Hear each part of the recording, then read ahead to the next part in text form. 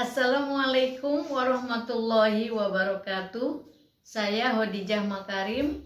Topik kita kali ini adalah tentang perbedaan host, MC, dan moderator. Teman-teman sekalian, pada kesempatan ini saya ingin membantu teman-teman yang akan menyelenggarakan seminar, baik dalam bentuk seminar online maupun offline. Kalau sekarang kan lagi musimnya webinar gitu ya, seminar online. Nah, pada beberapa seminar ataupun acara yang diselenggarakan oleh mahasiswa pada umumnya, itu ada yang salah-salah menempatkan di mana peran host, MC, dan moderator. Ya nggak apa-apa sih, salah juga sebetulnya, sudah acara tetap bisa berjalan. Hanya saya ingin membantu teman-teman untuk memperbaiki di mana yang disebut moderator, di mana peran dan fungsinya MC, di mana peran dan fungsinya host gitu ya, supaya lebih tepat gitu. Nah, yang pertama yang sering kali bertukar adalah antara host dengan MC gitu ya. Ini padahal punya peran masing-masing. Nah, baik teman-teman sekalian, host itu adalah tuan rumah ya. Tuan rumah itu artinya seseorang yang bertanggung jawab mendatangkan tamu atau mendatangkan bintang tamu. Kalau di acara televisi mendatangkan bintang tamu. Kalau di kampus-kampus ya berarti dia yang bertanggung jawab mendatangkan tamu. Siapa tamu itu? Ya pembicara, narasumber, itulah host, pekerjaannya seperti itu. Nah, yang kemudian apa yang dilakukan oleh host pada saat webinar misalnya, pada saat proses Zoom misalnya, itu apa yang harus dilakukan? Tugasnya adalah bukan membawa acara, tetapi yang pertama adalah memulai dan mengakhiri acara di Zoom ya. Jadi dia membuka, kemudian yang kedua memastikan berjalannya acara, lihat jaringannya, mengundang peserta, mengecek presenter kesiapannya ataupun pembawa acara atau apalah namanya tadi, bintang tamu atau misalnya narasumber, itu dicek kesiapannya, lalu bekerja sama dengan MC dan moderator, saling mengecek kesiapan dari MC dan moderator. Itulah tugas host ya. Kemudian memperkenalkan presenter ya, atau memperkenalkan narasumber yang akan hadir di acara tersebut. Itu tugasnya host ya. Jadi narasumbernya belum tampil tapi sudah diperkenalkan siapa yang akan menjadi keynote speaker, siapa yang akan menjadi pembicara 1, pembicara 2, 3, dan seterusnya. Dan kemudian acara itu akan dipandu oleh MC siapa gitu ya. Itu tugas host. Kemudian juga memperkenalkan moderator. Nah, setelah memperkenalkan itu, host kemudian mengalihkan acara kepada MC. Apabila sudah siap semuanya, pembicara sudah siap, kemudian para peserta juga mungkin 80% atau 90% sudah siap, waktunya sudah masuk, maka host menyerahkan acara itu kepada MC gitu ya. Nah, sekarang apa tugas MC? Tugas MC adalah sebagai MC itu adalah pembawa acara ya, pemandu acara. Kalau dulu awal-awalnya itu sejarahnya Master of Ceremony itu digunakan pada acara-acara informal atau non formal. Kalau acara formal disebutnya dengan bahasa Indonesia pemandu acara atau pembawa acara. Tapi sekarang sudah semuanya dipakai ya. Jadi biasanya kalau disebut pembawa acara atau pemandu acara itu acara-acaranya formal, bisanya kita gunakan di upacara bendera, upacara di pemerintahan, upacara kenegaraan, itu tidak disebut MC, disebutnya adalah pemandu acara atau pembawa acara gitu ya. Tapi di dalam acara-acara seminar-seminar, lokakarya, simposium, biasanya itu dua-duanya dipakai. malah lebih sering digunakan istilah MC. Nah, baik teman-teman sekalian, tugas MC itu adalah apa tugasnya? Ia mengantarkan acara dari awal sampai akhir dan bertanggung jawab sepenuhnya melalui acara-acara itu 1, 2, 3 sampai selesai. Itu adalah tanggung jawab MC, bukan tanggung jawab host, karena host sudah menyerahkan kepada MC. Nah, sekarang kita lihat teman-teman sekalian tentang moderator. Nah, ini kalau misalnya acaranya sudah masuk, misalnya selesai pembukaan, keynote speaker sudah beres, masuk ke acara inti, diskusi, seminar inti. Nah, MC menyerahkan acara itu kepada moderator, ya. Moderator itulah yang akan menjadi memoderasi, menengahi, itu tugasnya ya, menjadi penengah. Kemudian biasanya moderator itu berdampingan dengan presenter atau narasumber. Biasanya istilah-istilah moderator itu dipakai di acara seminar, simposium, musyawarah, kongres, dan lain-lain. Atau kadang-kadang acara debat ya, kalau di televisi suka ada acara debat ya, ada moderatornya untuk menengahi situasi itu. Nah, siapakah moderator itu? Moderator adalah seseorang ya yang berperan sebagai yang pertama, sebagai pemandu acara seminar, katakanlah contohnya seminar ya. Kemudian dia menengahi, bertugas sebagai penengah ya. Penengah artinya dia tidak berpihak kepada siapa pembicara dan satu yang lainnya, dia adalah memandu kelancaran acara seminar, ada di tengah. Maka fungsinya sebagai penengah.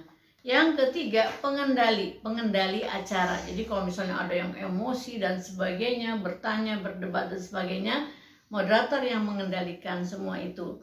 Nah, dalam sebuah acara selama dia berlangsung, itu moderator memantau dengan baik acara kelangsungan itu dan bertanggung jawab bagaimana acara itu bisa berjalan lancar dan tertib ya.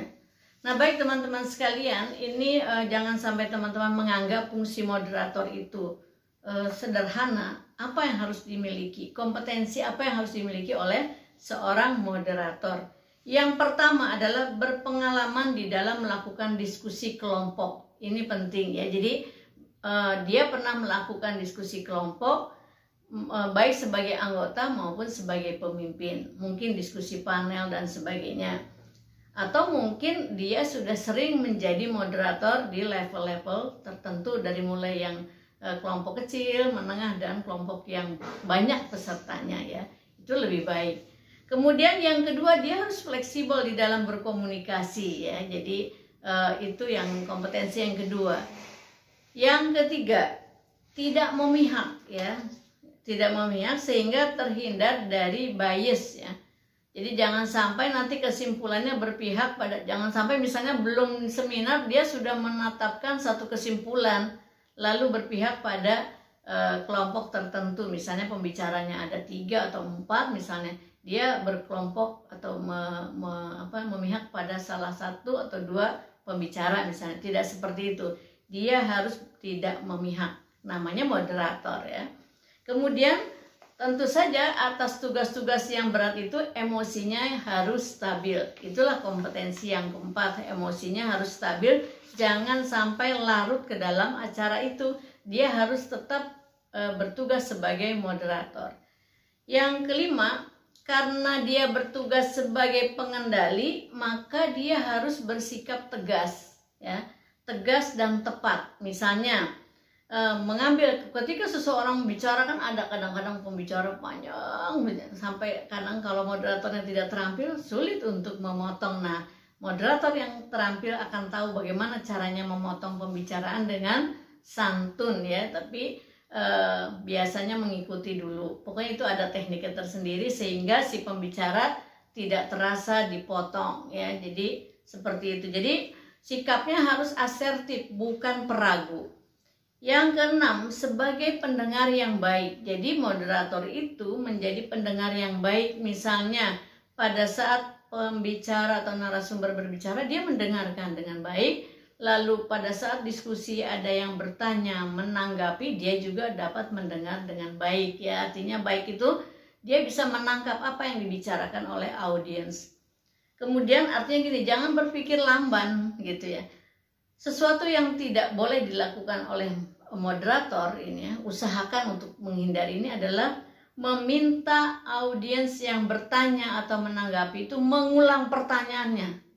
Itu adalah sesuatu yang harus dijauhi ya, hindari betul, latihlah untuk tidak melakukan itu. Misalnya gini, maaf Bu, maaf Pak, bisa coba diulang pertanyaannya. Wah, itu nggak bisa ya. Jadi latihlah pendengaranmu, cara berpikirmu dengan cerdas menangkap apa yang dibicarakan oleh penanggap atau yang menanggapi, yang bertanya dan sebagainya. Itu betul-betul harus cerdas ya, menangkap intinya apa. Belum lagi kalau misalnya penanggap itu panjang, nah itu juga hati-hati memotongnya. Jadi masuklah ke dalam pembicaranya, lalu tangkap intinya, lalu dipotong dengan santun. Itu adalah kompetensi yang keenam. Kompetensi yang ketujuh adalah mampu memiliki keterampilan membagi waktu. Jadi moderator itu harus menghargai waktu. Jangan sampai tidak adil gitu pada pembicara, yang satu diberi waktu lama, yang satu singkat, kemudian ada yang bertanya, yang satu diberi waktu yang panjang, yang satu enggak. Atau dia sampai lupa kepada jadwalnya, kapan pembicara selesai, yang satu, yang dua, yang ketiga, kapan diskusi, kapan di stop di sesi pertama, sesi kedua. Itu harus betul-betul akurat ya. Kalau tidak mampu 100%, ya 80% lah kamu harus berlatih itu dapat berjalan sesuai dengan rundown yang disediakan oleh panitia. Jadi jangan larut. Banyak moderator yang belum terampil itu larut dalam acara sehingga dia tidak dapat menguasai waktu ya. Jadi pembagian waktu itu harus script ya. Jadi gitu. Jadi betul-betul dibagi, pembicara satu, pembicara kedua, pembicara ketiga, sesi ke-1, sesi kedua berapa menit, semua dibagi ya. Kemudian berapa lama kamu mengambil, kalau sebagai moderator ya, berapa lama moderator mengambil waktu untuk menarik kesimpulan. Hati-hati jangan sampai moderator berfungsi sebagai seolah-olah pembicara ya. Jadi jangan menarik kesimpulan sesuatu yang sudah disimpulkan oleh narasumber. Kadang ada moderator yang berusaha untuk menarik kesimpulan dan setelah didengarkan ternyata kesimpulannya malah ngawur gitu ya. Itu jangan, harus dihindari. Jadi maaf, mungkin sederhananya janganlah moderator itu menjadi numpang ngetop di acara itu sebagai pembicara. Tetap harus sebagai moderator. Yang kedelapan, memiliki keterampilan dalam menarik kesimpulan. Nah ini, jadi betul-betul kesimpulan itu memang kesimpulan, bukan menjelaskan yang sudah dijelaskan oleh narasumber. Nah seringkali moderator itu lupa, dia di situ fungsinya sebagai moderator, tetapi dia mengambil banyak waktu seolah-olah menjadi pembicara yang kesekian. Hindari itu ya teman-teman. Jadi kalau kamu mau menjadi moderator, bertugaslah sebagai moderator, jangan masuk dan berperan seperti pembicara ya. Kemudian kalau kita lihat dari ketiganya, apa kalau gitu kesimpulannya, bedanya nih, supaya nanti kalau teman-teman menyelenggarakan seminar itu tahu mana yang host, mana yang MC, mana yang moderator. Kalau sudah tahu, nanti akan cari orangnya yang sesuai dengan kompetensinya masing-masing. Seorang host harus mampu mengelola acara itu dari awal sampai akhir. Nah, kalau moderator sudah selesai, dikembalikannya kepada siapa? Kepada MC, bukan kepada host. Acara ini sudah selesai dan saya kembalikan kepada MC. MC yang melanjutkan acara. Jika rangkaian acara itu sudah selesai, sampai dengan doa penutup, MC mengembalikan acara itu kepada host. Jadi, hostlah yang menutup acara keseluruhan. Yang membukanya host, Zoom itu dibuka oleh host, acara Zoom itu ditutup juga ya oleh host. Jadi webinar misalnya contohnya itu dibuka oleh host, ditutup oleh host ya. Jadi bukan oleh MC. Saya ulangi ya. Jadi nanti host menyerahkan kepada MC, MC menyerahkan acara kepada moderator, moderator mengembalikan ke MC, MC mengembalikan ke host gitu ya. Kesimpulannya adalah kalau dari 3 tadi ya, jadi kalau host itu adalah yang punya hajat, tuan rumah yang mengundang tamu atau bintang tamu, lalu MC adalah yang mengantarkan atau memandu acara dari mulai acara inti pembukaan sampai dengan penutupan, tutup dengan doa. Itu tugas MC. Lalu moderator tugasnya ada di tengah-tengah ya. Setelah pembukaan, MC menyerahkan acara seminar kepada seorang moderator. Moderator menyelenggarakan acara sebagai moderator, katakanlah sebagai polisi lalu lintas ya, mengatur jalannya seminar, jalannya diskusi sampai selesai acara diskusi. Setelah selesai acara diskusi, acara itu dikembalikan ke MC. Itulah teman-teman sekalian 3 peran yang sering selama ini ditempatkan terbolak-balik ya. Kadang-kadang perannya menjadi keliru ya. Tidak apa-apa sih, cuma akan lebih tepat kalau teman-teman menempatkan peran dan tanggung jawabnya sesuai di tempatnya masing-masing. Nanti mencari orang yang berkompetensi di bidang masing-masing jadi gampang ya. Mudah-mudahan ini bermanfaat bagi yang akan menyelenggarakan webinar. Silakan, selamat menyelenggarakan seminar, ataupun nanti setelah pandemi mungkin menyelenggarakan seminar di kampus masing-masing atau di sekolah. Mudah-mudahan ini bisa membantu teman-teman sekalian. Mohon maaf bila ada kekurangan. Assalamualaikum warahmatullahi wabarakatuh.